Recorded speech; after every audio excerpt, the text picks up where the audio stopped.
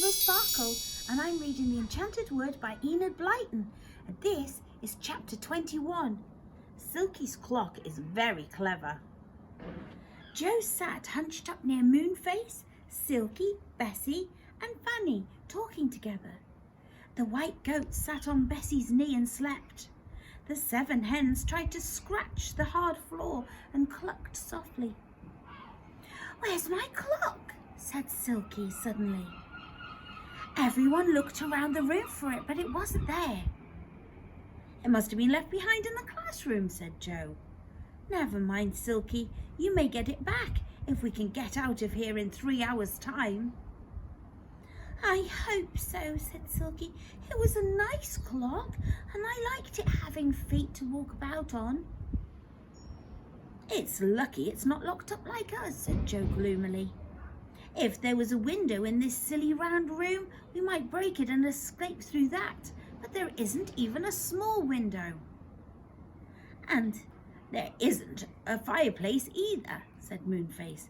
"If there was, we might squeeze up the chimney." Bessie and Fanny felt rather glad that there wasn't a chimney. They really didn't want to squeeze up one. "Listen," said Moonface suddenly. "There's someone knocking at the door." They listened. Suddenly, there came a noise from outside, knocking gently. "Come in if you can," said Moonface. "Unlock the door if there's a key left in it." But the key wasn't left in. No, Dame Slap had taken that away, and they wouldn't get in for sure. "Who's there?" asked Silkie. "Why don't you speak?" "Ding dong, ding dong, ding dong," said a soft voice. "It's my clock," said Silkie, excited. "It's come to join us." "Oh," said Moonface, his big face going red with joy. "Tell your clock to go and get the key from somewhere and try and let us out, Silkie." "That's no good," said Silkie. "I noticed that Dame Slap wore all her keys on a string that hung round her waist. The clock could never get a key from her." "Oh," said Moonface sadly. Everybody thought hard. "Ding dong, ding dong, ding dong," said the clock outside and knocked again. "Look here, clock. It isn't a bit of good your clanging and donging and knocking to get in," said Joe. "We are locked into this room and we haven't got a key to get us out." "Dong," said the clock dolefully, and then it gave an excited ding and began to dance about with its big feet up and down with its door wide open. "Whatever is that clock doing?" said Silkie. Warming its feet, I think," said Fanny with a giggle. But it wasn't. It was running about and jolting its own key out of the little hook inside it. And at last it managed. Clang! The clock's little key had fell to the ground. "Whatever is your clock doing?" said Joe to Silkie. "It must have gone mad." It hadn't. It was being very sensible. It kicked at the key with one of its feet, and the key slid under the door into the room where the children were. "Look," said Moonface in astonishment. "Your clock has wiggled its key off its hook and kicked it under the door, Silkie. Really, it's the most peculiar clock."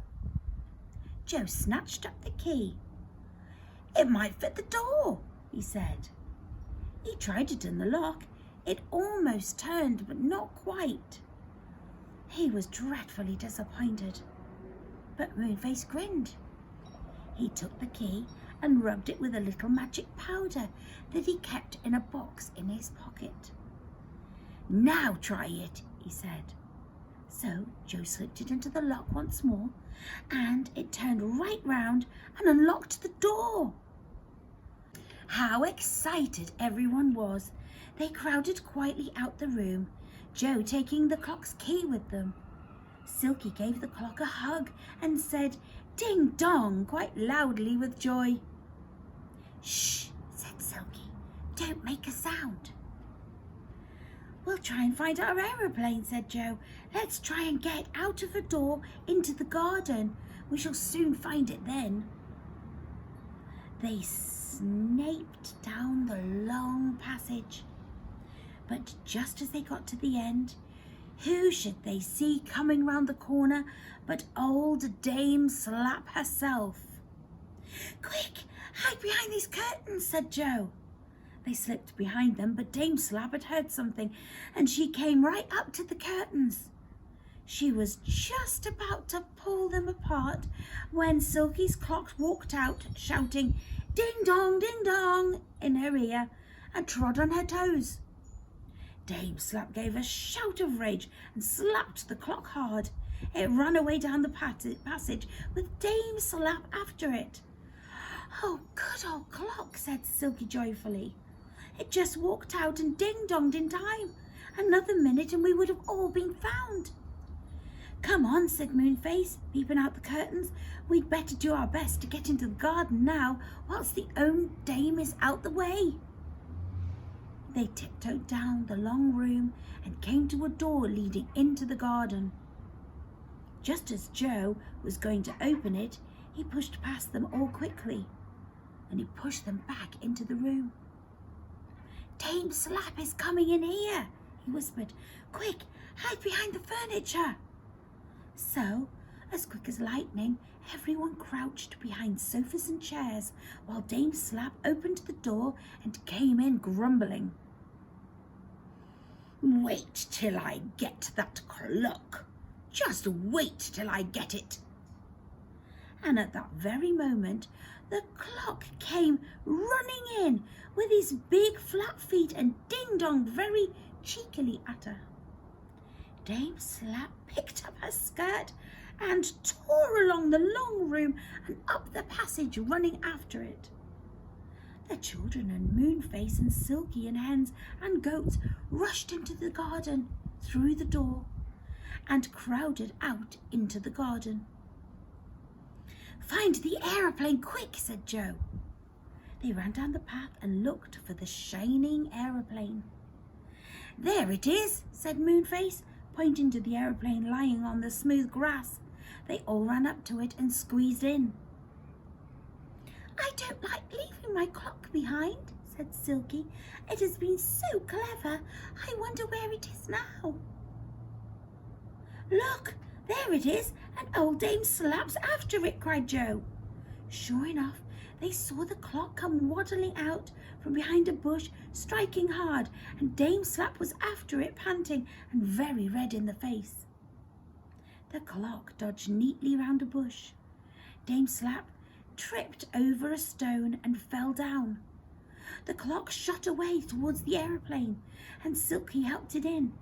It sank down into a corner and struck 63 times without stopping. But this time nobody minded. They thought the clock was really quite a hero. Dame Slap picked herself up and ran towards the aeroplane. Joe pressed down and the up handle. The propeller began to whir round and around, and the aeroplane quivered and shook. It rose gently into the air, and Dame Slap, looking below, was very angry indeed. "Answer this question," shouted Moonface, leaning overboard. "If 5 people, 7 hens, 1 goat and a clock go up in an aeroplane, put down how many slaps should he save up for her when they get home?" Everyone giggled. It was lovely to be off in the aeroplane again. "Do be careful where we land next," said Bessie. "We really must get home soon." "I think I know where we are now," said Moonface, as they flew over a curious land where the trees were yellow and the grass was pink. "If you can fly straight on until you come to a silver tower, then to the right you will come to the land of seagulls, and then to the left over the 3 Bears Wood, and we shall soon be home." "Oh, right," said Joe. He watched out for the silver tower, and when he saw it tall and gleaming, he pressed the handle marked "to the right," and they flew on till they came to the land of seagulls. This was quite easy to know, for all around them, flying on snow-white wings, were hundreds of magnificent gulls. The aeroplane had to go slowly through the clouds of lovely birds. Joe flew to the left, and soon they were over the Three Bears Wood and saw the rose-covered cottage where Goldilocks lived with the three bears. "Good. Now it won't be long before we're home," said Joe. He flew on till he came over the Enchanted Wood and then landed in a field not far. Everybody jumped out. "That was the most exciting adventure," said Fanny, "but I hope we never see Dame Slap again." "Oh, quick, catch that clock," said Bessie. "It's trying to climb up the aeroplane and it will fall." "Ding dong dong dong dong," said the clock, and it slid to the ground. "We'll have to rush home now," said Joe, picking up his spade. "Goodbye, Silkie. Goodbye, Moonface. See you soon. Bessie, bring the goat, and Fanny, and I'll shoe the eggs to go in front of us." They left the aeroplane for Moonface and Silkie to do what they liked as they went off and set off home. Oh dear me, how astonished their mother was to see the green-winged hens and the snow-white goat and the fine garden spade. "You must have been to the Enchanted Wood," she said. "We've been much further than that," said Joe. And they certainly had, hadn't they?